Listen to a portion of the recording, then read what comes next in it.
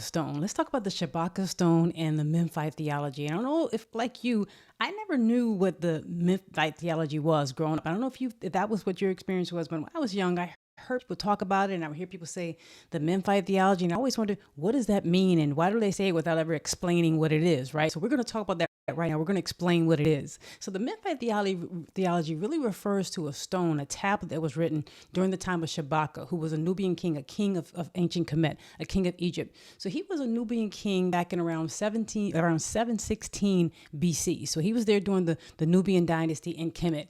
And when you think about it, there's a lot that would go into that. Obviously, when you think about the history of Kemet, it's a very long history, and obviously there's a very tight and close relationship with Nubians. And when the Nubian pharaohs took over all of Kemet, they were taking over all of Kemet from their space of seat of power, if you will, down in the Sudan, around where it's today Napata. So they were in power in much of what is Sudan, and they ended up taking up and taking over all of Kemet, all the way up through the Mediterranean Sea. They took over all of Kemet.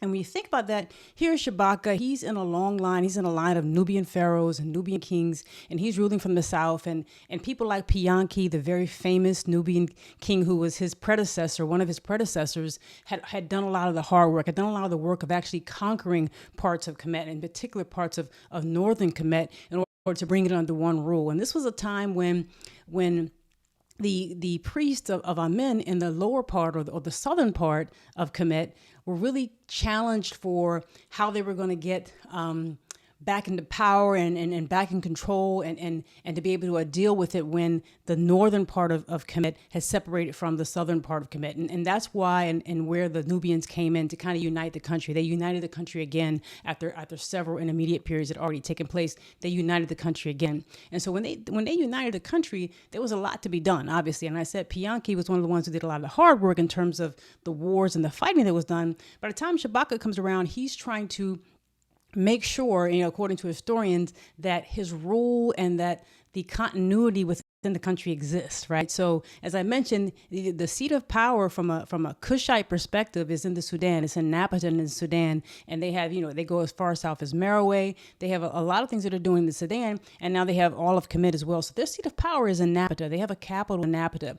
But they also established a capital in Memphis, which is the far north in Kemet in Egypt today. They established a capital there.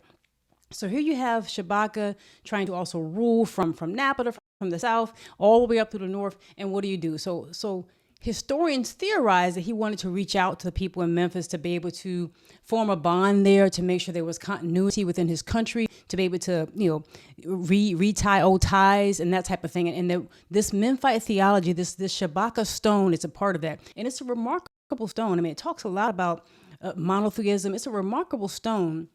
And it's a remarkable order. So he orders in about 716 BC, he orders this stone to be written. And it probably was taken to a temple in Memphis, a temple of Ptah. So the god Ptah was somebody who was venerated and worshipped in northern part of Egypt. When you had the southern part of Egypt, by that time they were really worshiping and venerating Amen. And so the idea of competing gods, that was there, but that really wasn't something that really bothered a lot of the ancient commissions. It really didn't bother them. They had an understanding of one source of God, and it really didn't bother them. They were able to coexist a lot of times along religion in ways that we cannot do today, which is amazing, right? So he has this theology written on his stone. He orders it to be written, and they believe that the stone was sent to a temple in Memphis in order to appease or to make peace with the priests that are in the temple in Memphis. Now, the story goes that they found, this is actually on the stone, that they found a papyrus that was worm-eaten, that had been written by the ancestors, possibly in the Old Kingdom a long time ago, and that this papyrus was worm-eaten, and Shabaka decided to recreate this papyrus in stone and to make it better than it was before, to honor the god Ptah and to honor his ancestors, and to honor the ancestors. This is why he wrote this stone.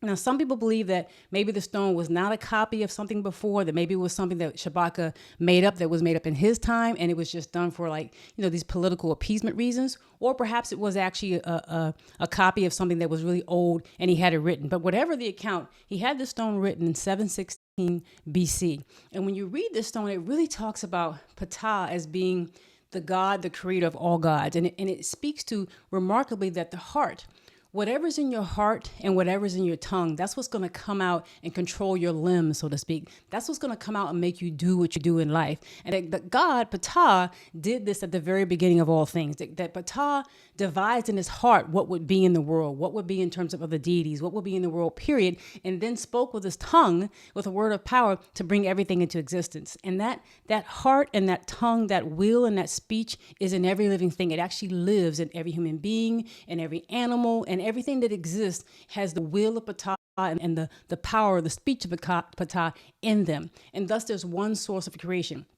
And the most powerful part about it for me, though, is that this is in you. The idea that you have the ability in your heart to take things into your heart, devise things into your heart in secret, and then bring them out and speak them in with your tongue and speak them into existence. This is a remarkable document. And I have a copy of this on my website that I've kind of translated or just put in my own words, if you will. I have a copy of that on my website, which I'll put a link to that, which you can read it yourself. But it's a remarkable piece of history. And that is the Memphite theology. It really kind of goes directly to, I feel, yourself and a personal idea of what you can do for yourself and what you can do when you decide something inside your heart and then you speak it out in your tongue and bring it into existence.